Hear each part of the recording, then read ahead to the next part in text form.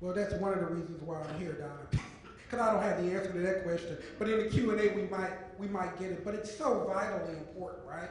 Because, you know, we've organically grown our business, and we've built businesses in 4 or 5 different locations. Some we've done well, some we haven't done as well. We've gotten great support from the state of Louisiana. We've gotten absolutely no support from the city of Detroit, which who would have thought? Who would have thought? But when I look at other models that I've learned, some with my work in the Hitachi world and in the nonprofit world, there are some pockets where nonprofits get together with junior colleges who get together with employers, and they put together these work systems. And I know Wisconsin is doing a fabulous job. Down in the Delta, there's a couple of examples. And if you want to change the needle, right, I hire 120 employees, I call it 500 dependents. And I feel like I'm a failure. I feel like I'm not doing anything to change the needle, right? The needle is, you know, 100,000. If we could get 100,000 people off the poverty rolls. But that's not going to happen without a lot of people coming together, right? Venture capital, which is starting to look at this space. But when they look at this space, social space, a lot of the money still goes to environmental sustainability, which is very, very important. But the moving the needle in our communities and moving the unemployment number with poor people hasn't occurred. And a lot of that has to do with not meeting these return on capital numbers that are so important. You know, I've got the MBA, so I understand the importance of that, but we've got to figure out a way, you know, with, you know, call it double bottom line, triple bottom line, but net, making people become contributors, long-term contributors to society, has got to be beneficial for more than just the person that they work for, the employer. It's got to be beneficial to that customer who gets a person who long-term can buy the branded product, right? Bounty costs more than store brand paper towels, right? So you got to have a person who can, and it's got to be important to the government because you want people paying taxes and not getting wet, right? But how come we don't have a national effort or even a state effort in most states that works together to move the needle? And so, yeah, I don't know the answer. I know the need, but I don't know the answer. So since you've had experience starting your business in different areas, are there any unexpected consequences within the different communities where your company's based? Have there been any unexpected consequences to you being there and in terms of your impact in the community? Well, one example of what I would call an unintended and unexpected consequence was after Katrina, we started a business in Central Louisiana. And we thought it was a good business decision to go down there. It was our first non-urban plant. And so when we went down there, we really didn't have an expectation of how we could impact a rural community.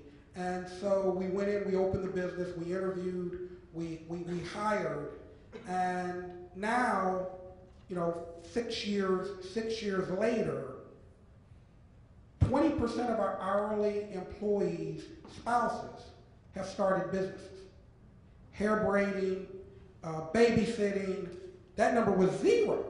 And so one of the things I've learned is that if you give a household resources, they will then figure out how to improve their own life for their entire family. And that was really, you know, that was an aha for me, but it's something now that's on my radar. So we're in Detroit talking about what they're doing down in Louisiana. We're trying to see if people will push the needle because I think it's an excellent way of building personal wealth.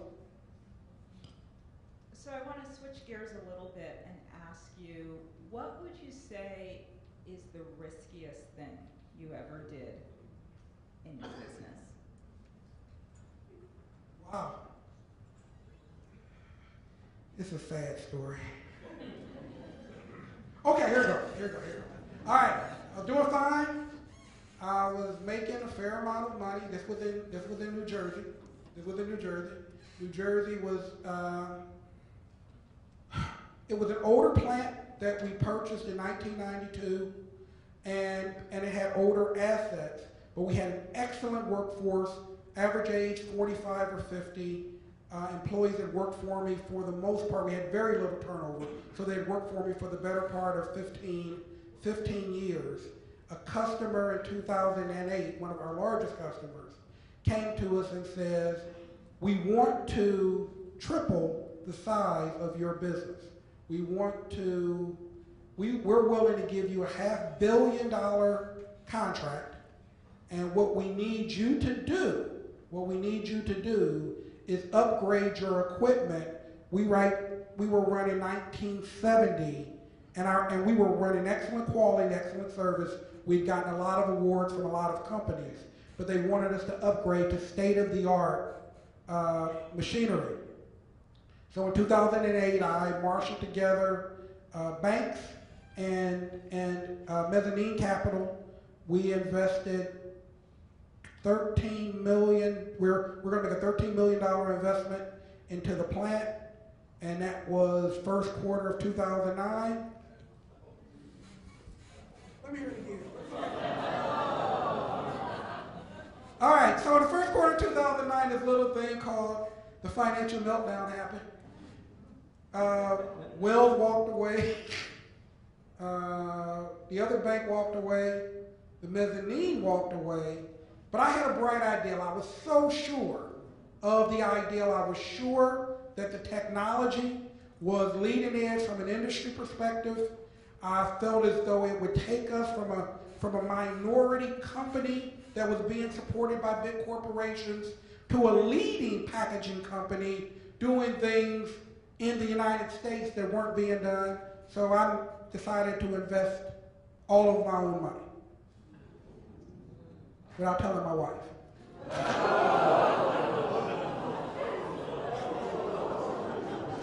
All right. I'm surprised we're still alive. I am still alive, but I'm currently separated. All right. So I invest all of my own money, and we bring in it's called a corrugator. We bought it from Germany. It's the size of a football field. Beautiful machine. It's the size of a football machine. Oh, you walk. It was great. And we had told the customer, I'm not going to mention the customer, that we would be ready in 6 months. And I so believed in my employee base, I thought we would be ready in 6 months. We weren't ready in 6 months. We weren't ready in 6 months for lots of different reasons. And the customer pulled the contract.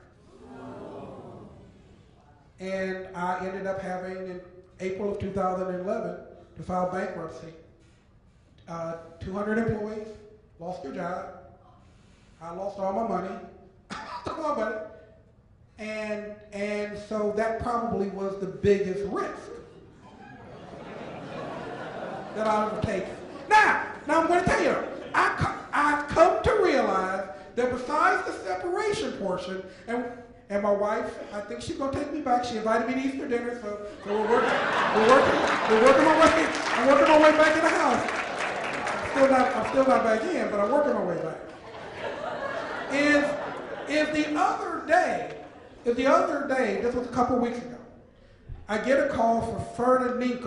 Now Ferdinand was from Ghana. He was an engineer from Ghana who came to the New Brunswick, New Jersey area about 10 years ago, but his degree wasn't recognized in the States, so he ended up taking a job with me as a first-line quality tech.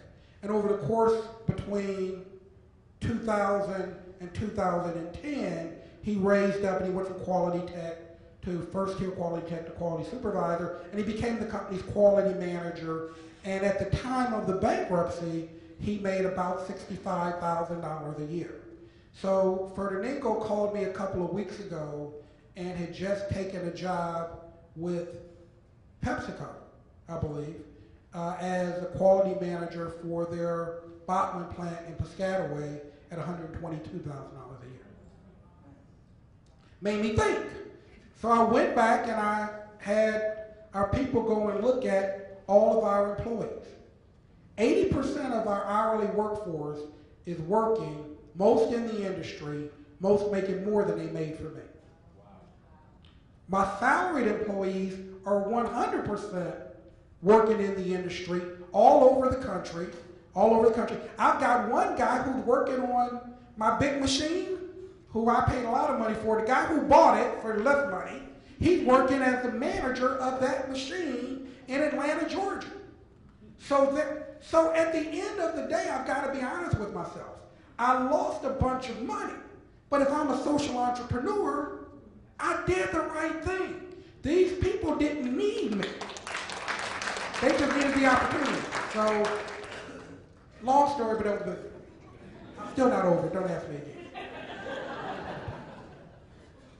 So I know that you just came from MIT where you were teaching a course and you were looking at the case study on your company that HBS put together, and I wondered if there were any key takeaways from your experience with the students this time. I know you've done it a couple of times now.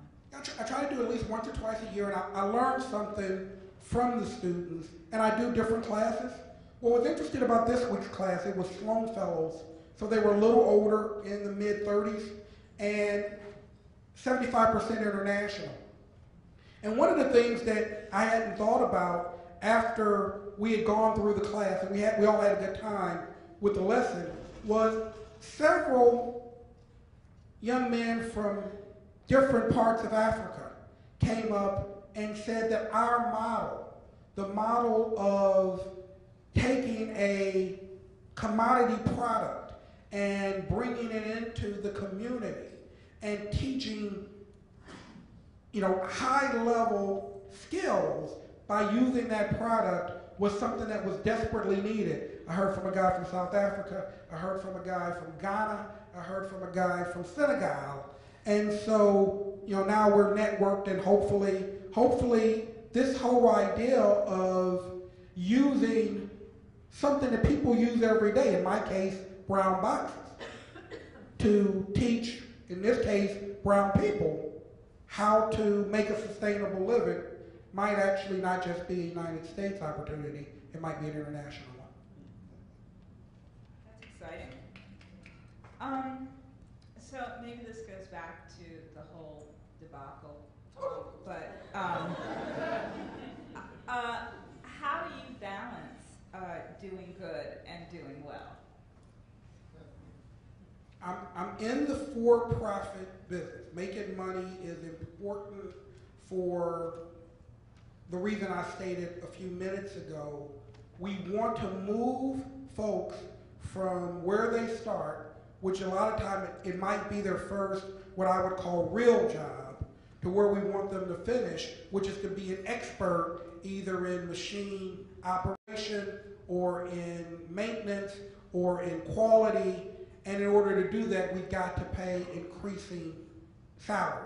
So it's important for me to do well, right? So doing well is important. So we have to be industry smart. We've got to understand how to keep our costs low. We've got to make sure that we're properly managed internally to make money. But at the end of the day, it costs a little more to do what I do for a living, right? Where we're at in Detroit, we pay a little, we were broken into the first year we bought the business 48 times. 48 times. Now, they never really stole things I would steal, but they broke in and they kept breaking into the candy machine. And they broke into the candy and the soda machine, I took them out, and then they break in and just walk around the candy machine. But they never go in, they never steal anything. But 48 times, the average response time is over 45 minutes in the city of Detroit. So we've got to pay an extra cost of security because our customers expect that their products are safe, because we do a fair amount with pharmaceutical. So would I make more money by investing in the S&P, maybe in the last year. But at the end of the day, you've got to balance doing well enough that you can do good. You've got to do well enough to do good, or you shouldn't be in the for-profit space. And I have one last question for you. What keeps you inspired to use business to affect positive change?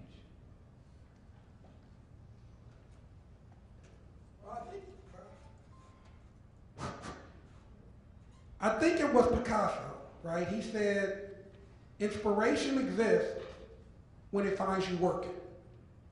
So the work is what inspires me. I don't know if you win my race, but it's a great race to run. It's a great race to run. So if I get up every day thinking about how am I going to give a person a chance, and then find out that once you give them a chance over and over and over, they give you back 10, 11-fold more than you gave them. That's really the inspiration that I need. I need to learn from my mistakes. I need to be smarter at some things. I need to ask for help. I need to get more different groups involved. So the good news, at 50, I'm not done learning. But I'm always working, so I'm always inspired. So I'm good with it. Great. Thank you.